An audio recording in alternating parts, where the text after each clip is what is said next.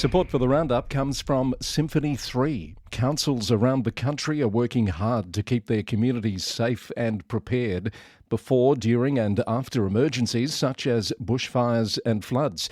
And in recent weeks, Symphony 3 has been working with councils around Victoria, including Greater Bendigo, Mildura, Ararat and Golden Plains, to create emergency dashboards, pulling together live data including weather, traffic, emergency incidents, unplanned and planned disruptions, news and social media feeds. An emergency dashboard is cost-effective and can be deployed in just 3 days. Find out more at www.symphony3.com.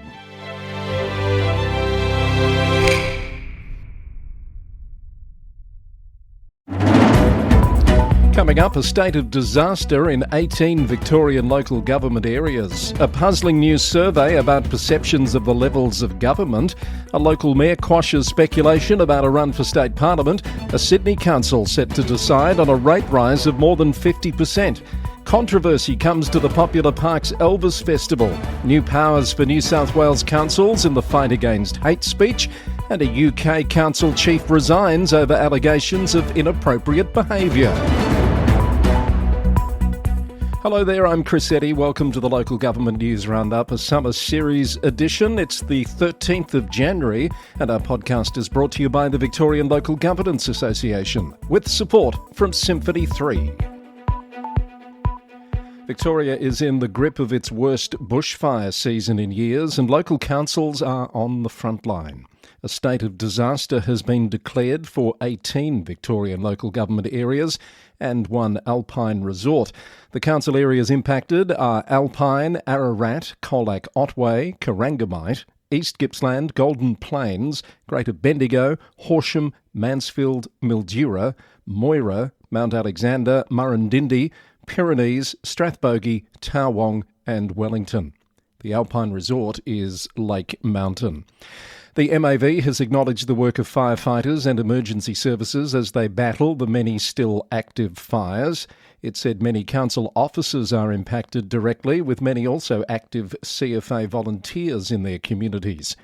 It said through its legislated role to represent the sector in emergency management, it's advocating for the resources and support that councils and communities need now and through the summer season.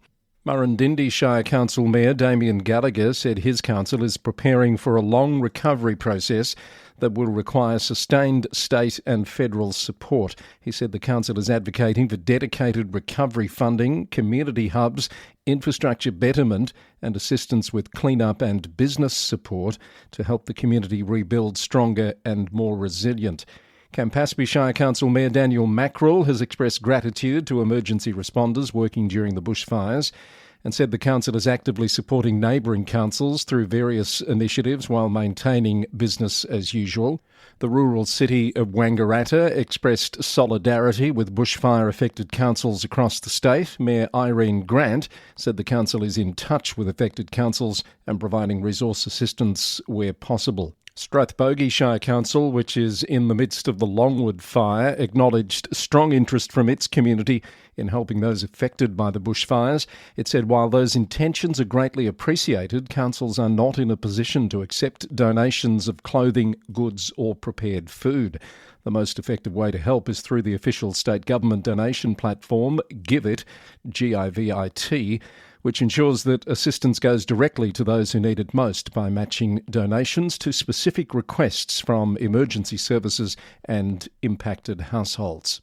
Councils have been visibly front and centre during this crisis alongside emergency responders. Mayors and councillors like Claire Hewitt-Kennedy at Strathbogie, Steve Raby at Mansfield and David Wortman at Towong have been out there assisting people, talking to media and keeping the flow of vital information going day and night. They're just some of those local leaders that I've noticed in the media. You've no doubt noticed those and many more.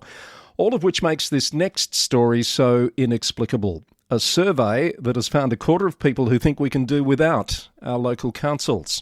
A new poll conducted for The Age has revealed a surprising contradiction in how Australians view their government structures. The survey of 1,800 voters found Australians rate their local councils more highly than state or federal governments, with 56% saying their council does a good job.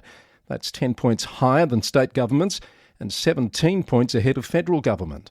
But when asked which level of government is least needed, 27% said local councils should go, slightly more than the 26% who would axe state governments. The poll also showed strong support for reform. An overwhelming 73% want laws, regulations and taxes harmonised across the states, and 58% believe each policy area should be the sole responsibility of one level of local government.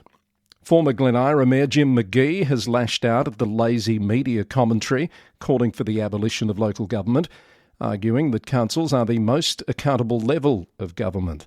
He's also called for the MAV and councillors to speak up in defending local government, urging them to actively communicate the vital role that councils play in maintaining infrastructure, supporting communities and enabling local decision-making that cannot be replicated by centralised state control. What are your thoughts? Do you agree with Jim? I certainly do. Use the send a text function in your podcast player to let us know, or send us a message via LinkedIn, and we'll share some thoughts in a future mailbox segment here on The Roundup. Let's move on to some other news. Glen Ira City Council has welcomed the Australian Government's announcement of a Commonwealth Royal Commission into anti-Semitism and social cohesion, calling it an important and decisive step. The announcement comes in the wake of the terrorist attack at Bondi Beach, which shocked communities nationwide and underscored the urgent need to address the factors driving anti-Semitism and hate crimes. Glen Ira is known as the cultural home of Victoria's Jewish community, and Mayor Simone Zamoud says the community knows firsthand the impact of anti-Semitism and the importance of coordinated action to keep communities safe. Mornington Peninsula Shire Mayor Anthony Marsh has put an end to speculation about his political future, firmly ruling out a run for the state seat of Nepean. The announcement came after Liberal Deputy Leader Sam Groth shocked the political world last week by quitting politics, citing relentless party infighting as his reason for walking away after just one term. According to the Mornington Peninsula leader, rumours have been swirling that the three-time mayor of Mornington Peninsula was being courted by the Liberal Party to fill the void. But speaking on Thursday, Councillor Marsh made it clear he has no ambitions for Spring Street. He said he's not running for Nepean and is not even a member of the Liberal Party. Hundreds of Port Fairy residents rallied on the weekend to save a local pool, according to the Standard. The community-run Belfast Aquatics facility has been closed since November after mould and algae were discovered in the building. Further inspections revealed repairs totalling anywhere from $316,000 to $2 million are needed within the next 12 months. The facility's 20-year lease expires this Friday when the Belfast Aquatics Committee will hand the building back to Moyne Shire Council. A Melbourne nightclub has raised concerns after council workers were caught on camera taking bottles and cans from their recycling bins to claim the 10-cent refunds under Victoria's container deposit scheme. The Age reported that CCTV footage from last year shows two workers in high-vis vests removing containers from skips behind Inflation nightclub on King Street and loading them into a City of Melbourne truck. The City of Melbourne has confirmed the workers were only supposed to remove illegally dumped waste, not private bins. The council says it takes allegations of misconduct seriously and will investigate. And the Geelong Australia Day Committee and the Lions Club of Corio Bay have cancelled the Free Children's Fun Day on Australia Day. That decision has prompted the City of Greater Geelong to work with the Royal Geelong Yacht Club to expand the Festival of Sails program at Steam Packet Gardens with free family-friendly activities. Discussions will continue after Australia Day about whether the event will return in 2027. This is the Local Government News Roundup, Summer Series edition. It's Tuesday the 13th of January. Our podcast brought to you by the Victorian Local Governance Association, the national broadcaster on all things local government. Check out their YouTube channel for all of our VLGA Connect and panel discussions from the past few years. It's a good time to catch up over the summer period. The New South Wales Government will give councils stronger powers to shut down unlawful places of worship. The Guardian reported the new powers will include the ability to cut off utilities and impose fines of up to $110,000 for individuals and $220,000 for corporations operating without development consent. The reforms announced following the Bondi terror attack require councils to consult New South Wales Police before approving religious premises, and they aim to close so-called factories of hate promoting division in the community. North Sydney Council will meet next Monday to vote on a controversial proposal to lift rates by more than 50% over the next 3 years. The North Sydney Sun reports that the council is seeking to lodge a new application with the state pricing regulator for ordinary rate increases of around 52% and minimum rate rises of around 63% between 2026 and 2029. Under the proposal, rates would jump by 23% in the first year. This comes after IPART rejected the council's previous attempt last year, which sought increases of up to 96% over 2 years. A public forum will be held at 6 p.m. next Monday at the North Sydney Council Chambers, ahead of the extraordinary council meeting where the decision will be made. Parkes Shire Council has apologised for the unintentional display of a Confederate flag at the Parkes Elvis Festival. The image was used as part of this year's festival theme, based on Elvis Presley's 1956 film Love Me Tender, set during the American Civil War era. Mayor Neil Westcott acknowledged the flag's offensive contemporary associations and stated the display was not intended to endorse any harmful ideology, committing to review internal processes to prevent similar incidents in the future. Hilltops Council closed the Monteagle waste facility on Friday following a fire caused by incorrectly disposed batteries. Residents have been advised of alternative waste disposal options and to never place batteries in household bins. And following the resignation of Councillor Alison Bryant in December, the New South Wales Electoral Commission is conducting a countback election to fill the vacancy on Clarence Valley Council. The results of the countback election will be declared in late January. To Queensland, as Northwest Queensland deals with the impacts of yet more severe weather events, Berkshire Council has called on the federal government to reinstate Regional Bureau of Meteorology staffing and to improve weather monitoring infrastructure in that part of the state. It says the latest severe weather events have highlighted the critical importance of local meteorological expertise. The council acknowledged the tireless work of hydrologists and meteorologists during the crisis and said returning these professionals to the region, along with modern systems like improved radar coverage and functional river gauges, is essential for better disaster preparedness and community safety. Townsville has stood down its disaster management group and lifted all current warnings after the crossing of tropical cyclone Koji. Mayor Nick Demetto said the community was well prepared and he was thankful for the worst of the weather avoiding Townsville. He said they were in touch with neighbouring councils and ready to help them as needed. Services, facilities and venues in Townsville have returned to normal operation.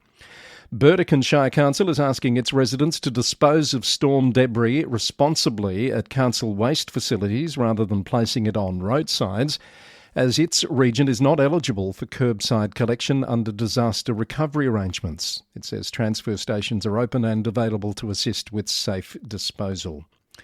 At the City of Moreton Bay, Jaella Parker, a former Chief Transformation Officer at Deloitte Asia Pacific Risk, has been appointed as the city's new Chief Legal Counsel. She starts in the role this week. And the City of Moreton Bay is rolling out a $2.6 million Cool City Streets program that will see 3,500 native trees planted along more than 100 kilometres of road across the region. Mayor Peter Flannery says the trees will be strategically planted in 12 key areas to combat urban heat and encourage active transport. And Bundaberg Regional Council has permanently removed the community piano from the CBD pavilion after years of repeated vandalism and damage, with the most recent incident leaving it beyond repair. While the piano had been a beloved feature since 2018, the ongoing costs of repairs and replacements have become unsustainable for ratepayers, prompting the council to discontinue the initiative. Support for the roundup comes from Symphony 3, which allows councils to connect their systems securely, to automate their data flows and to monitor performance in real time. In recent weeks, Symphony 3 has been working with councils across Victoria, including Greater Bendigo, Mildura, Ararat and Golden Plains, to create emergency dashboards, pulling together live data including weather, traffic, emergency incidents, unplanned and planned disruptions, and news and social media feeds. They look terrific, they're cost-effective, and they can be deployed in just 3 days. Find out more by heading to www.symphony3.com. More local government news from across Australia. A controversial wall along Strawn's waterfront on Tasmania's west coast has sparked outrage among locals who say it blocks scenic views of Macquarie Harbour for no clear reason, according to ABC News. The wall, standing 3 metres tall and stretching at least 30 metres, is part of a multi-million-dollar waterfront redevelopment that's been in the works for over a decade. But more than 300 people had signed a petition demanding answers.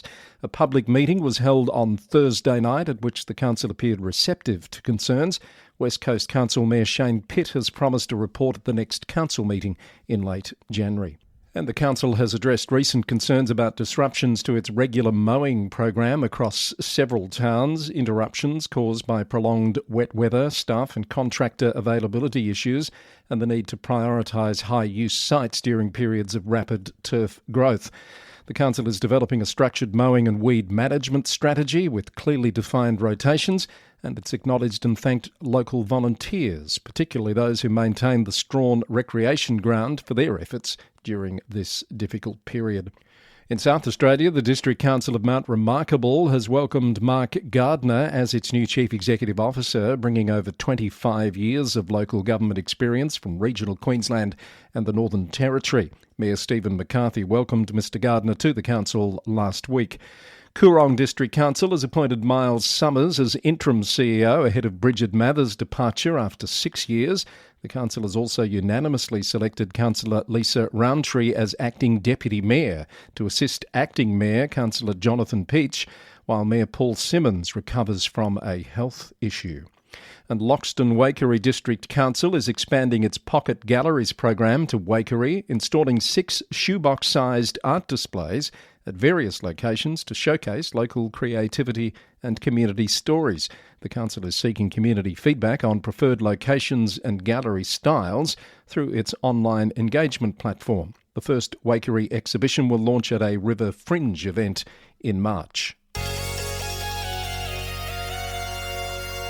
And some overseas stories to round out this edition. In the UK, BBC News is reporting that James Binks has resigned as Rochdale Council's chief executive following allegations of inappropriate behaviour towards young female colleagues during his previous role at Manchester in 2024. He was suspended in December after an internal investigation, and Rochdale Council has confirmed he has left without a financial settlement. Recruitment for a replacement is now underway. Birmingham City Council has delayed the April 2026 deadline for fixing its troubled IT system, which was meant to streamline HR and finance processes, but has cost over £170 million instead of the original £19 million budget. There have been 8,000 reported issues with the system after its launch, according to BBC News. The opposition calls the delay unthinkable and criticises the catastrophic mismanagement of the rollout, while commissioners say they're prioritising getting the system right over meeting fixed dates. In the US, Helena Moreno will be sworn in as the next mayor of New Orleans this week, alongside new city council members, taking over after 8 turbulent years under Mayor Latoya Cantrell, according to NOLA.com. The new council faces some pressing challenges, including a significant budget deficit and citizen frustration over dysfunction. Moreno and both returning and first-time council members have expressed optimism about addressing the city's issues and moving forward with their plans for the next 4 years. A former town manager at Greytown in the state of Maine, Michael Foley, has been accused by the town council of financial reporting errors, including an undisclosed $1.25 million fire truck purchase, and over $140,000 in ambulance fees. Spectrum News reported that Mr Foley is also accused of wiping his town-issued laptop before leaving office in November last year. He's denied all the allegations. Council Chair Michael Johnson says the town is working with law enforcement and actively investigating several matters. And while we're dealing with bushfires and tropical cyclones in Australia, it's snowing pretty heavily apparently across parts of Canada. The city of Cambridge in Ontario has issued more than 2,600 tickets for people leaving vehicles on the road during a snow event. Since November, when the snow started falling, the city has received nearly 1,500 snow-related complaints. It told CBC News that its crews are doing their best to clear snow off sidewalks and residential streets. Meanwhile, in Edmonton, a seasonal parking ban is in effect on residential roads as crews begin working to clear slush. There are concerns that a failure to fund towing teams means many streets won't be ploughed as crews have to work around parked vehicles. Vehicles will be ticketed, but they won't be towed, as is the practice in other major cities like Calgary, Winnipeg and Montreal. You've been listening to episode 537 of the Local Government News Roundup, recorded on the morning of Tuesday the 13th of January, part of our summer series of updates as required. If you have comments or feedback, you can email us at lgweeklynews@gmail.com.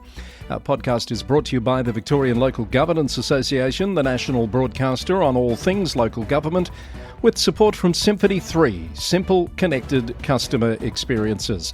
For more on this episode, including story links, head to lgnewsroundup.com. The Roundup is recorded in the city of Greater Geelong, Victoria, on the land of the Wadawurrung people of the Kulin Nation. Until our next edition, thanks for listening and bye for now.